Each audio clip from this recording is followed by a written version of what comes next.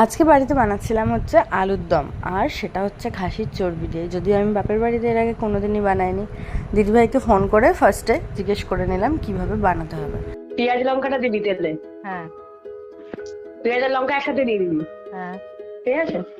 তারপরে আদা রসুনের পেস্টটা দিবি, ভালো করে কষাবি, বলতে ভাজা ভাজা মতো হবে দেখবি। তারপরে জিরে গুঁড়ো দিবি, জিরে গুঁড়ো দিয়ে একটু নাড়াবি। তারপরে ধনে গুঁড়ো দিবি, দিয়ে নাড়াবি একটু।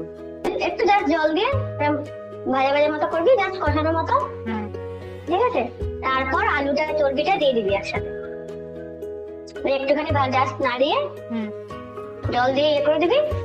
তারপরে জল খাবি, তখন নামানোর আগে একটুখানি গরম মশলা দিয়ে দিবি।